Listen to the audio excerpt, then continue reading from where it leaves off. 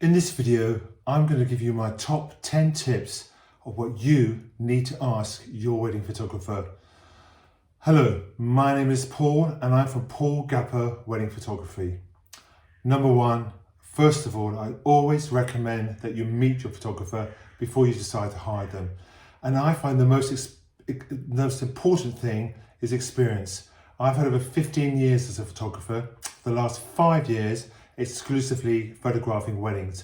So I photographed nearly 200 weddings up to now.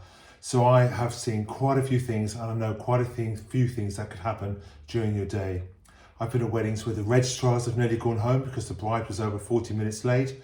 I've been at weddings where the bus has broken down on the way to the wedding reception. But most of all, most of the weddings I've been to is capturing those amazing moments when the bride walks down the aisle, getting the expression on the groom's face when he sees the dress for the first time, and then the first glance when they've actually just tied the knot and they've actually got married. Those are the important things, and that's what an experienced photographer will look out for. So if I keep the camera to my eye, or for the service, or for the ceremony, then you know what I'm looking for. I'm looking for those amazing moments that not everybody would be able to capture. A lot of people say to me, number two, a lot of people say, I don't have my photo taken. Well, that's absolutely fine, nor do I, and everybody's the same. So I offer complimentary engagement shots where you get used to me, get used to being behind the camera, and we could do it a month before your wedding ceremony or even a bit closer if you want to, so you get a good idea what it's like. But if you don't want those, that's absolutely fine because, like I said, I've had a lot of experience and I will be able to put you at ease, make you relax during the day, and you can just enjoy yourself. Even though I'm 6'2", I try to always blend into the background so you won't even notice I'm there. Number three, as many meetings as you want. We can discuss anything you want at all. My background is hospitality and catering, but I'm also an experienced wedding photographer as well, so I can actually advise and guide you through so many things that you may be worried about for your day. My style, number four, basically a documentary photographer because my background is mainly stock photography, which is to do with photographing various aspects of everyday life. And I've done a lot of religious photography as well. So that's documenting as well. You have to be very unintrusive during that. And also I still do a lot of portrait shots at the same time. So, and also group shots. So if you want a picture to remember of all the relatives that were there, all the guests, we'll do that. But also at the same time, taking lots of candid shots and during the whole of the day as well. So you have that idea, so you can see things basically that you didn't know were going on. Number five, how many photos do you get? Well, you get all of them. The only ones you don't get are the duplicates, the mid-blinking photos or anything like that, or fail shots.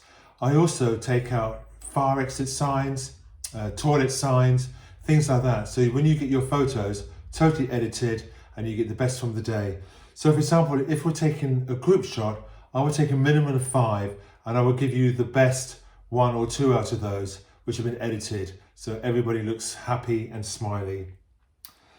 How long is the day for? Well, my all-day package, I start during the beginning. If you're having bridal preparations, that will be hair, makeup, and then roughly about an hour after the first dance.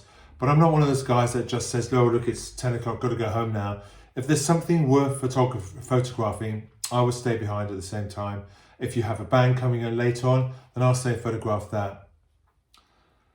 Do I do black and white? Yes, I do. That's a particular favourite black and white shot of mine with the red umbrella. That was taken at Danson House, and that was a very, very wet day. Linda was coming up the steps with her father, and as she entered the register office, the previous guests from the previous wedding all clapped their hands and applauded.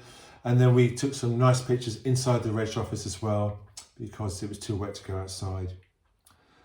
How far do I travel? I travel within about a 100-mile radius within the London area. I'm based in Wimbledon. I also travel a bit further as well. If it's a lot further, then there will be a small additional charge for accommodation and travel as well. Are there any restrictions on the photos that you have?